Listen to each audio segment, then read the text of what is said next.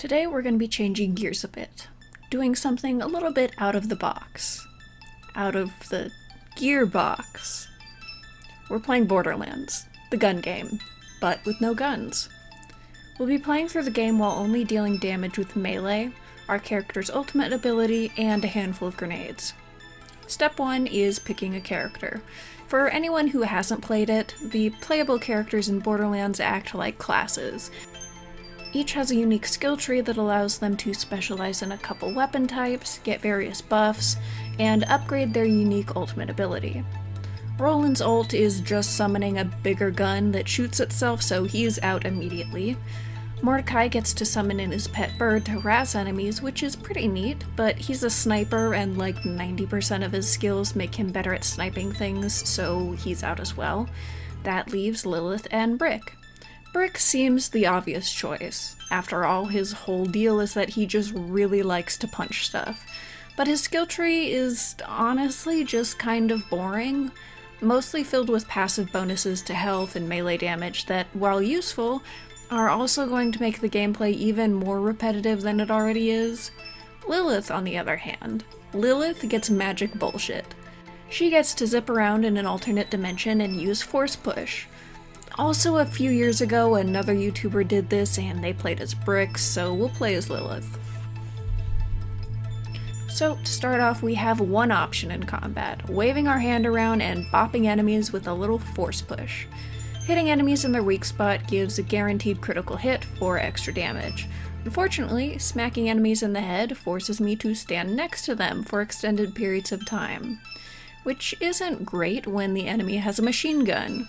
This is the first death. Of many. So many. For most of the playthrough, I'll have a gun equipped so that I can have the crosshair for slightly easier aiming.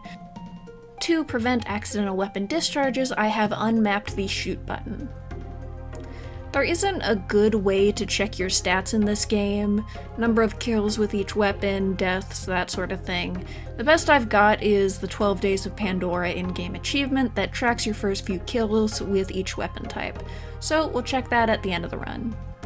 Around 20 minutes in, and we finally have access to Phase Walk, and can finally start putting points into the skill tree. If you've played Warframe, Phase Walk is basically Limbo's passive. If you haven't played Warframe, you just pop in and out of an alternate dimension. You do damage when you go in and out of it, and get invulnerability, invisibility, and a speed boost while in it. Nine Toes is the first boss in the game, and he comes with his two pet dogs. So Second Wind is a mechanic that gives you an opportunity to not die after taking lethal damage. If you get downed, a timer begins, and if you kill an enemy before this timer runs out, you get a bit of health and full shields. You can get multiple second wins, but each time you're down, the timer gets a little bit shorter. You also can't use special abilities or grenades while in second wind, so if you don't have enemies that feel like standing next to you and letting you bitch slap them to death, there's nothing you can do but die. That yellow swirly effect you sometimes see is the Dazed effect. It's the first passive bonus I took, a percentage chance to apply it on melee attacks. It causes enemies to have a significantly reduced movement speed, and usually lets me stay behind an enemy and play Borderlands like it's Kingsfield. The next boss is Bonehead, but he's 5 levels above me and absolutely wrecks me, so I go off and do side quests for like an hour. I'm actually gonna be skipping past the majority of the game because it's mostly just fetch quests or kill X quests with some set dressing and plot sprinkled in, but generally not all that relevant to the challenge because just about any challenge in this game can be beaten by just bashing your head against it for long enough. So Bonehead. There's a big ass rock in the middle of his arena. After killing all the ads, I just spend like 10 minutes hiding behind the rock and popping out to blast him with Phase Walk when it's ready. Totally the dev-intended way to play the game. After killing Bonehead, we get access to cars, so we can kill enemies with some good old-fashioned vehicular manslaughter. It does give reduced experience compared to melee kills, but the time saved more than makes up for it. The next main boss is Sledge, who will be the first, but certainly not the last, endurance test. To get to him, though, we first have to get through the Roid Rage Psycho. His ads helped me get back from a second wind for the first chunk of the fight. I'd also found my first artifact by this point. Artifacts are items that you equipped to give your ultimate ability elemental damage. Right now I've got the Shock Relic equipped, so when I enter or exit Phase Walk, there's a chance that the elemental effect will trigger a damage over time effect on top of the usual flat damage. Another note, bosses don't regain health when you die, except when they do. This is the only reason this challenge didn't make my brain explode.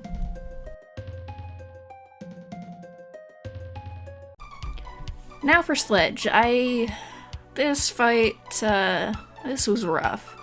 Worst in the run so far, but there was way worse to come. So if I get lucky and trigger the elemental effect at least once, then I can do a tiny bit of chip damage to Sledge before dying and getting sent back to the checkpoint. If not, well, I just wave my hand in the general direction of his shield while I die. It was just 15 minutes of doing tiny chunks of damage, dying, then running the 10 feet back to the arena and repeating. Patience, not skill, is the name of the game for this challenge.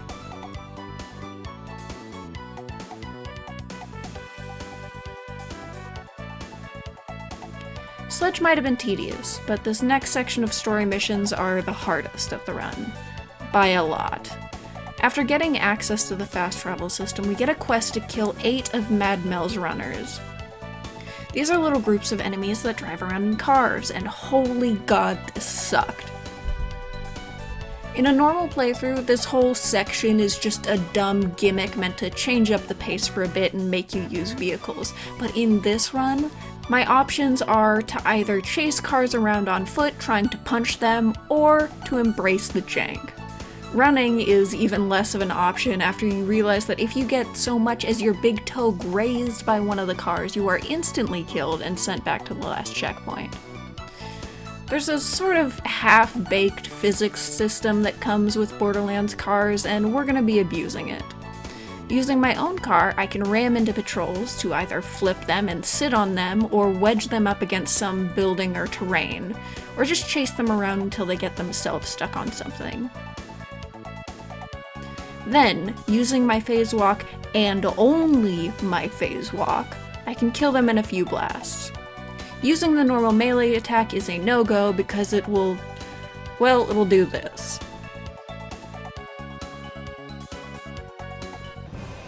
With the patrols destroyed, we still have one last excruciating hurdle. Mad Mel.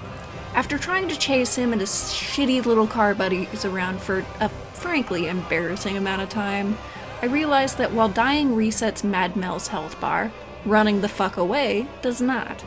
So I just stood at the entrance of this arena and chucked in grenades before running back to the nearest vending machine to restock.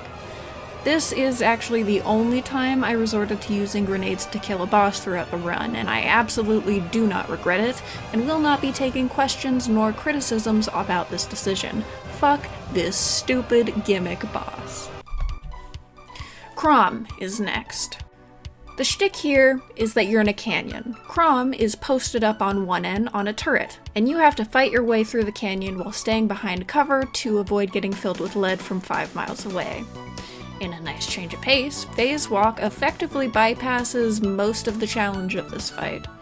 The turret can't target you while in Phase Walks, and I've put some points into the skill that recharges my Phase Walk ability when I kill enemies, so I can just chain Phase Walks all the way to the canyon. Then I just have to bap him on the face and not stand directly in front of the turret barrel. And in just a few minutes, it's one more boss dead and the first piece of the vault key obtained. And here we have the obligatory Firefly reference in the Space Outlaw game. Janus Cobb is hanging around this little town area surrounded by like 500 pissed off mutters.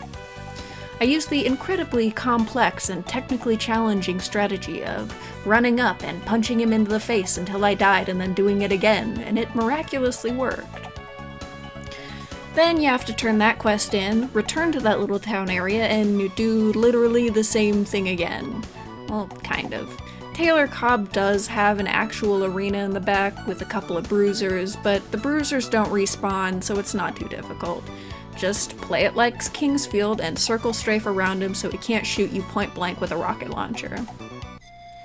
Now, for arguably the most memorable fight of the game, and the biggest challenge of the run so far. Literally. Yeah, baby, it's time for the Rack Hive. She's got a lot of health, but the continually spawning racks mean that I can fairly consistently get up from second wind and quickly recharge my phase walk. I also unintentionally found an exploit. As previously mentioned, phase walk creates a damaging blast when you first trigger the ability, and I have the skill that decreases phase walk's cooldown on enemy kill. Turns out that if the blast on entering phase walk kills enough enemies that it completely recharges the phase walk cooldown, the game doesn't quite know how to handle it and lets you melee attack while remaining in phase walk. So instead of getting a single melee attack that boots me out of phase walk but has increased damage, I can get a solid 10 to 15 melee attacks that each have around 4 times my normal damage. So it only took about 20 minutes of slapping it to death. Also, why the hell does the Rack Hive have a piece of the vault key? Is it sentient? Does it have a vested interest in preventing access to the vault? Did I just kill the last member of a race of giants? Old Haven is one of the last areas of the game, and it's just a big ol' shit show. It throws a new enemy faction at you, Doll Soldiers. They have more health, more shields, actual physical shields, bigger guns, and they can throw down turrets. Phase walk's invulnerability and movement speed increase certainly helps getting through this area because you can run past like 98% of the enemies in this game, and I am absolutely not dealing with this. And that bullshit leads directly into this bullshit. More cars, but with less helpful terrain for them to get stuck on. The same tricks I used against Mad Mel's cronies works here, they just take longer and I'm more annoyed about it. Baron Flint throws waves of enemies at you before he'll come down from his tower and let you kill him.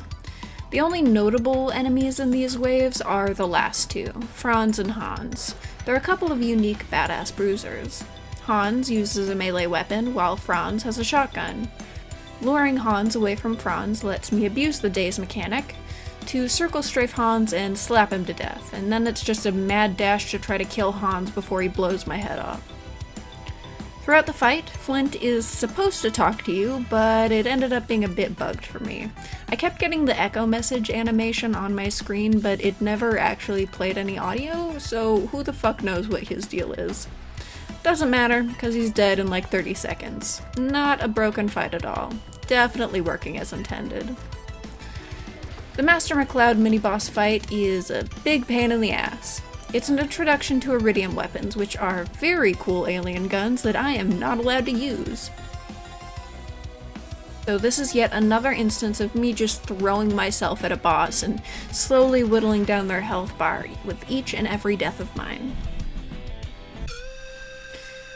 It's time for the final approach to the vault, and hey, look, aliens. Neat. They have an absurd amount of shields but very little health, and very weak heads. There are also a variant of them that are effectively unkillable, because they just sit in the air and shoot lasers at you. This whole area is a super cool ancient alien ruin site that feels very different from the rest of the game, but unfortunately there just isn't anything else to talk about before getting to the final boss. Oh boy, the final boss. Definitely the most painful of the run. It's a giant Cthulhu world-eating monster that pops out of the vault and tries to smack the shit out of you with its tentacles, while summoning in infinite swarms of fancy purple racks. I found my second unintentional exploit here and used it to cut down the time this fight took from completely unreasonable to only mildly insane. Basically, I just wedged myself in its armpit till I phased into the boss. It was a half hour of this. It fucking sucked. And it probably would have taken double that if I hadn't accidentally made myself untouchable. But that's it. That's Borderlands without guns. It's awful. Please don't bastardize this wonderful game like this. It's not worth it. But that's gonna do it for today. Thanks for watching, and I'll see you next time. Bye.